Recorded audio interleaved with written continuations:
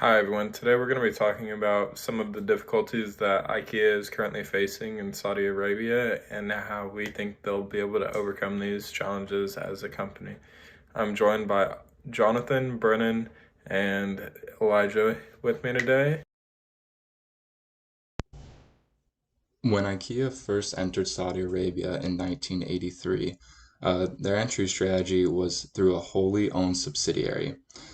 In doing this, they were able to have complete control over how they choose to operate their store. This is important to owner Ingvar Kamprad, as his vision for IKEA was to create better everyday life by selling quality, affordable furniture.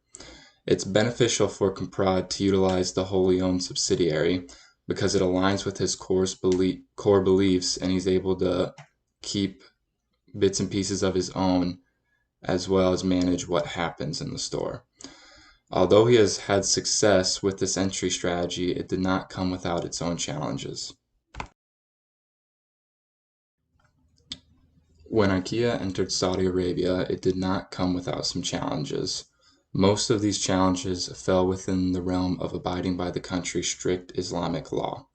For instance, in many of IKEA's ads, women were featured without the traditional headscarf and dress.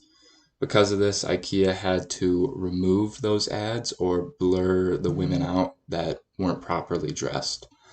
The stores also did not play music and would even close the doors for up to 25 minutes at a time for allow the customers inside to pray.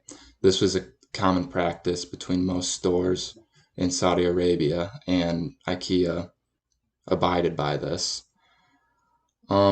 Another example is they had to change the way they marketed items. For example, wine glasses were just marketed as glasses because drinking is not allowed there.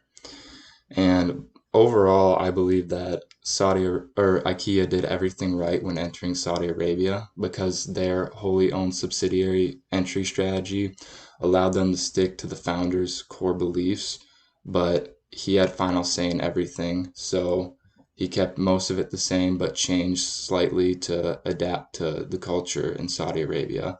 And he has had lots of success there as well as everywhere else that they have stores. So first off, MNCs always have to have a disposition going in. It's what makes all MNCs successful. And so IKEA in this scenario entered Saudi Arabia with an ethnocentric disposition. So basically, that means that IKEA has applied a primarily global or home country centered approach, standardizing its brand identity, products, and marketing across all of its markets, including Saudi Arabia. This can be seen during their catalog controversy when they didn't adhere to the normal cultural norms of Saudi Arabia and they got a lot of kickback from the people of Saudi Arabia, which has made it difficult to kind of apply their company's goals with a culture that doesn't go with that. And it has made it very difficult on them, and so this is not going to work for them, and they need to come up with a new disposition, which I will be going over with you in the next slide. All right, so I'm of the belief that IKEA needs to attack this with a mix of two dispositions.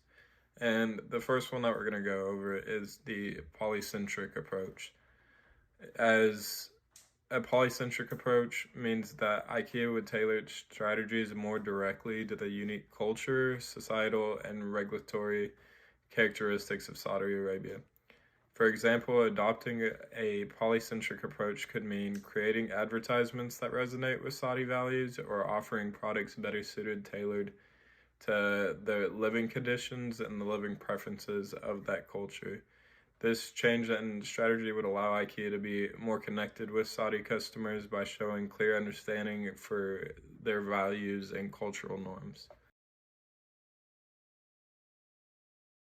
So, the second disposition to go along with polycentricism, I suggest that IKEA should adopt a geocentric disposition. With this approach, IKEA would be able to balance global integration with local sensitivity. Instead of viewing Saudi Arabia as a market separate from its global strategy, IKEA would be able to see it as part of its globally interconnected framework, requiring both global consistency and local adaptations. For instance, adapting a geocentric approach, IKEA could retain its core brand values while making meaningful adaptations. These might include adjusting store layouts, customer service approaches, or product lines that align both with IKEA's worldwide standards and Saudi Arabia's evolving tastes and needs.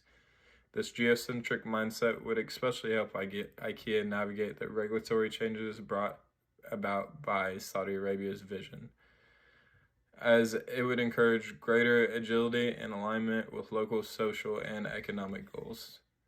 In summary, IKEA's ethnocentric approach has provided it with brand consistency, but it has limited IKEA's ability to fully resonate with Saudi customers. By adapting to a polycentric approach for balancing global and local needs, IKEA could not only improve its brand presence, but also build a stronger customer relationships in Saudi Arabia. Thank you. IKEA is facing backlash on these articles that they posted promoting their product in Saudi Arabia because they excluded women from their line of showcases. This is seen because they posted the same exact articles in other countries where women are included, and they airbrushed or blacked out women in the Saudi Arabia area to fit their culture. Um, we see evidence of this by them signing the UN Global Compact, which is a compact where companies have the right and standard of upholding human rights and gender equality. IKEA has always based their product on this and built a strong brand for this, which is why they've built such a strong customer base. And these customers are upset because they feel like now they are starting to fade away from this in order to gain more customers in Saudi Arabia when they're actually losing more customers in these other countries because of the actions they're taking. I think that there is a way for IKEA to fix this issue. I think, first of all, they need to come out with a public apology stating that they have been made aware of this issue and that they are going to do what they can to fix it. In the case, we see Iman Al Nafeen, who um, has helped kind of women defy these laws that they've had in Saudi Arabia. She says, "We are now beyond these times in Saudi Arabia," which shows that it is acceptable for women to be put in these articles. I think if IKEA's marketing agency did more research, they would have known that kind of to prevent this issue.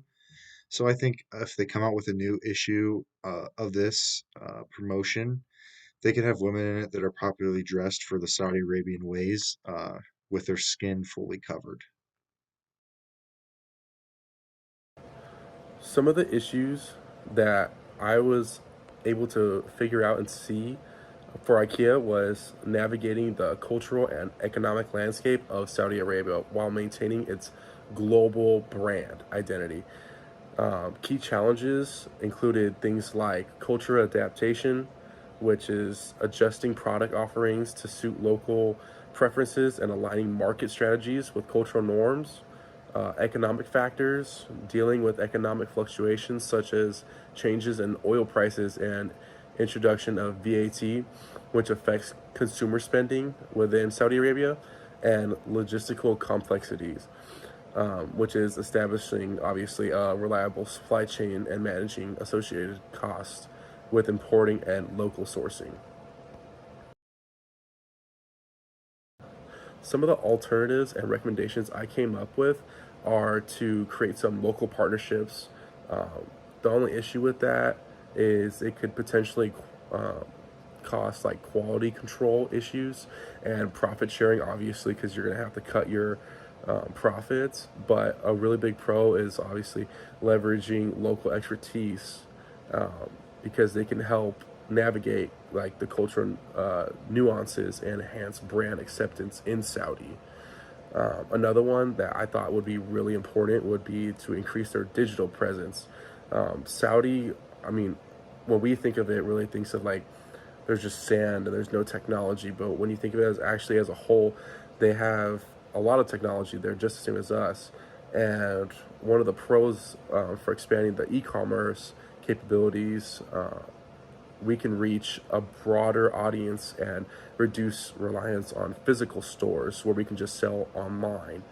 A con requires obviously more IT infrastructure, so and cybersecurity, to make sure no one's taking advantage of us.